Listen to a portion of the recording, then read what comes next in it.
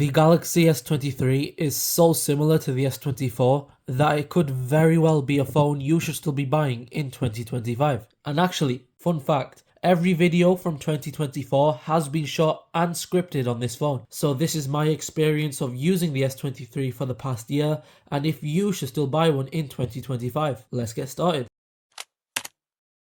So for the design, you could pretty much say it's familiar. Well, because it's essentially the same as the S24's. So we're talking about this triple camera setup, frosted back glass, and a hole punch for the selfie camera.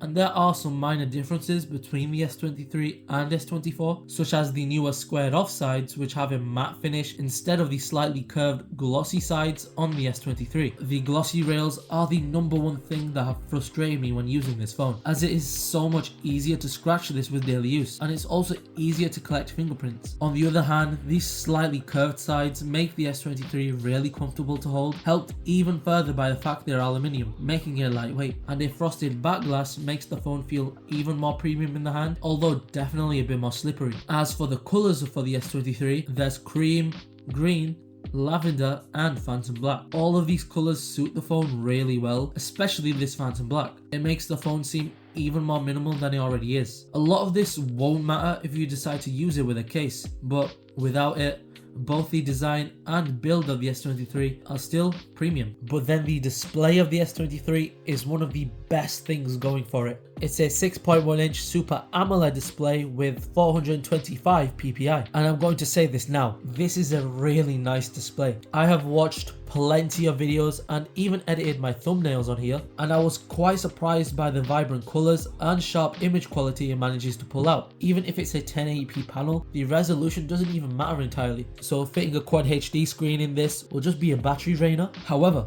what won't drain your battery is hitting that subscribe button. We've just hit 1,000 subscribers, which is just insane, and you know, let's keep it going. Let's get to 10,000 subscribers by the end of this year. You, the person watching this, will make all the difference. The panel is 120Hz, which scales down to 48Hz when idling. Not as efficient as the S24, which goes down to 1Hz, meaning it will drain a bit more battery when you're not actually scrolling. Brightness, however, is more than good enough on the S23. It has 1750 nits of peak brightness, and when I've used it under any direct sunlight, I found it so helpful that I could see the screen clearly without any difficulty. Overall, I've got to say the display on the S23 is still one of the best on any phone. Pretty darn good. You know what is even more amazing though? Going back to this sort of form factor. For a long time, I have been using phones that are almost tablets at this point, and going back to this has been a refreshing experience. Using it one-handed is so easy, and pair that with how lightweight it is and this small size, slotting the S23 into a pocket is just extremely easy, to the point that sometimes you actually forget it's even in your pocket. You'd enjoy using this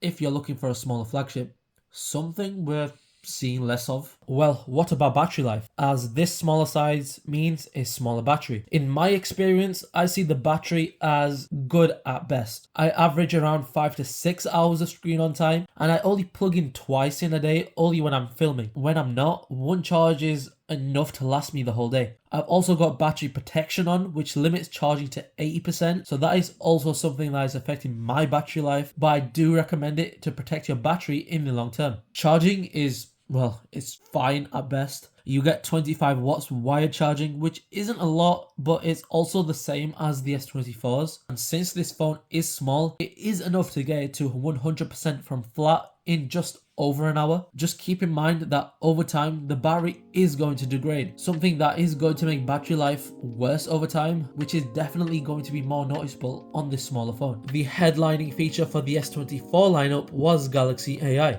Well, guess what? The S23 gets them too. Features like Circle to Search or Sketch to Draw are both on the S23 and the S24. So in reality, the features that should technically be the separating factor for buying an S24 don't even need to be considered, as both provide the same AI capabilities as each other. Alright, software support though is where it gets a bit more, how do you put it, foggy. You see, it's because the S23 is promised 4 years of updates compared to the whopping 7 years on the S24, and it's already received one major update, One UI 6, so it has 3 more years of support left. That's still decent considering you're getting taken all the way to 2027, and it was the last phone before Samsung upped it to 7 years. 7 years is definitely way more comfortable, but I doubt a majority of people are going to keep the same phone for 7 years, especially when the battery starts degrading and when the performance takes a hit. So 3 more years should do you just fine. But what isn't just fine is the performance.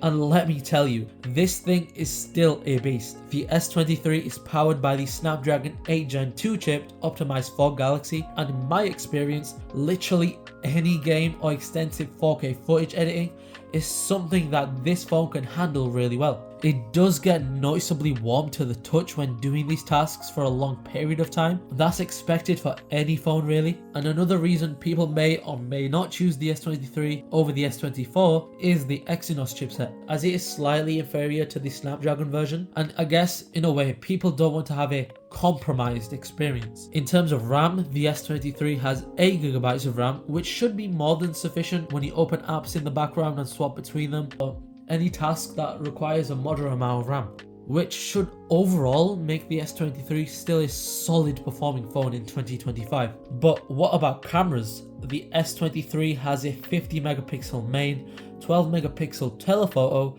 and a 12 megapixel ultra wide. In my experience, I found the main to be pretty good. Images are vibrant and contrasty, which is a look normally associated with the Samsung phone. They are decently sharp, and you won't have a problem with these photos at all. However, what I've personally had a problem with is shutter lag, and I can't tell you how many times I have taken a picture, came back to it and found that it was slightly blurred. Thankfully, that is a significant upgrade on the S24, but it's still something frustrating on this phone. The ultra wide and telephoto are fine, good enough lenses that you're only going to get the best results out of them during the day. So in lower light, you do start to notice the quality deteriorate. However, they're respectable, and I can assure you won't be disappointed with all of these lenses. As for video, the S23 can record up to 8K 30, and if you want to know how video quality is, just check out any of my videos from 2024. In my opinion, it's been good enough to where I can shoot these videos. Alright, should you buy a Galaxy S23 in 2025? And yeah, you should. This phone is still easily a solid buy given the insane price to performance ratio and the fact that this still holds up so well, and 2 years isn't really old for a phone anymore, so that's another reason I could easily recommend this. And if you look at the S25, which is revealed this month, that's speculated to have the exact same design as the S23, so it doesn't even look outdated. You could say software support is going to be an issue given it has 3 more years left. However, 3 more years is still a comfortable amount of time. And after 3 years, a majority of people do start to upgrade anyway. Everything about this phone just screams flagship whilst having a mid-range price. A solid option for 2025. Thanks for watching, and I'll catch you in the next one. See you there.